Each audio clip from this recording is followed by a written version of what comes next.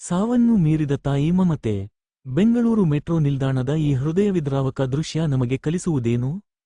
ಬೆಂಗಳೂರಿನ ನಮ್ಮ ಮೆಟ್ರೋ ನಿಲ್ದಾಣವೆಂದರೆ ಅಲ್ಲಿ ಸದಾ ಯಾಂತ್ರಿಕ ವೇಗ, ಲೋಹದ ಸದ್ದು ಮತ್ತು ತಮ್ಮದೇ ಲೋಕದಲ್ಲಿ ಮುಳುಗಿ ಧಾವಿಸುವ ಸಾವಿರಾರು ಪ್ರಯಾಣಿಕರ ಗಡಿಬಿಡಿ. ಆದರೆ ಇತ್ತೀಚೆಗೆ ಮಾದಾವರ ಮೆಟ್ರೋ ನಿಲ್ದಾಣದಲ್ಲಿ ಈ ಗದ್ದಲದ ನಡುವೆಯೇ ಒಂದು ಕ್ಷಣ ಮೌನ ಆವರಿಸಿತು.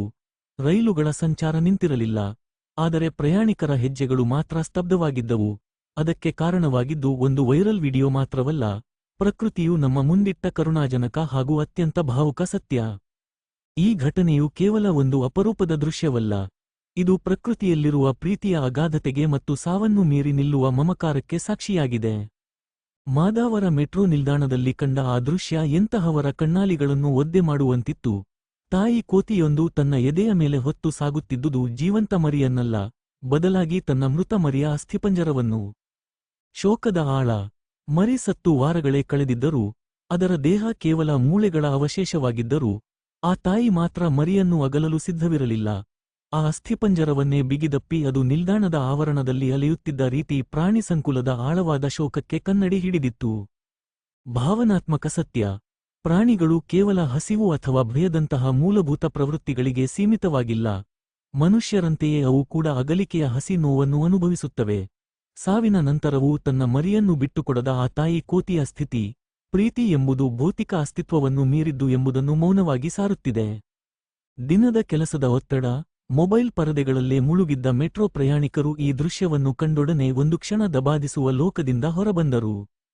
ತಾಯಿ ಕೋತಿಯ ಈ ಮೂಕ ವೇದನೆಯು ಅತ್ಯಾಧುನಿಕ ಮೆಟ್ರೋ ನಿಲ್ದಾಣದ ವೇಗಕ್ಕೆ ದಿಢೀರ್ ತಡೆ ಒಡ್ಡಿದಂತಿತ್ತು.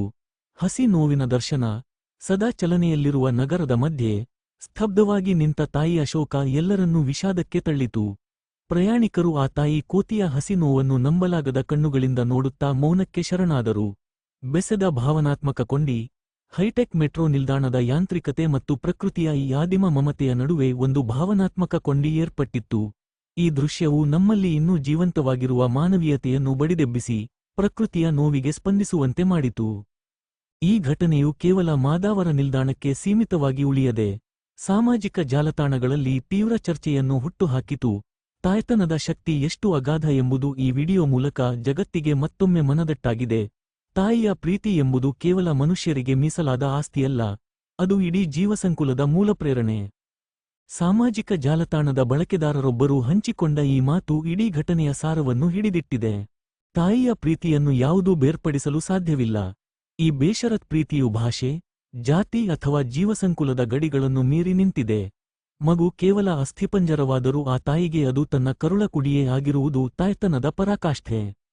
ಬೆಂಗಳೂರಿನ ಈ ಹೃದಯವಿದ್ರಾವಕ ದೃಶ್ಯವು ನಮಗೆ ಕೇವಲ ಒಂದು ಸುದ್ದಿಯಲ್ಲ, ಅದೊಂದು ಆತ್ಮಾವಲೋಕನದ ಕ್ಷಣ. ಪ್ರಕೃತಿಯ ಪ್ರತಿಯೊಂದು ಜೀವಿಯೂ ಗೌರವಕ್ಕೆ ಅರ್ಹವಾದ ಭಾವನೆಗಳನ್ನು ಹೊಂದಿದೆ ಮತ್ತು ಅವುಗಳ ನೋವು ನಮಗಿಂತ ಭಿನ್ನವೇನಲ್ಲ ಎಂಬ ಸತ್ಯ ಇಲ್ಲಿ ಅನಾವರಣಗೊಂಡಿದೆ. ನಾವು ನಮ್ಮ ಯಾಂತ್ರಿಕ ಜೀವನದ ಅವಸರದಲ್ಲಿ ನಮ್ಮ ಸುತ್ತಮುತ್ತಲಿನ ಜೀವಜಗತ್ತಿನ ಇಂತಹ ಆಳವಾದ ನೋವನ್ನು ಗುರುತಿಸಲು ಸೋಲುತ್ತಿದ್ದೇವೆಯೇ? ಅಥವಾ ಪ್ರಕೃತಿಯ ಈ ಅಗಾಧವಾದ ಮತ್ತು ಬೇಷರತ್ ಪ್ರೀತಿಯಿಂದ ನಾವು ಕಲಿಯಬೇಕಾದದ್ದು ಇನ್ನೂ ಸಾಕಷ್ಟಿದೆಯೇ?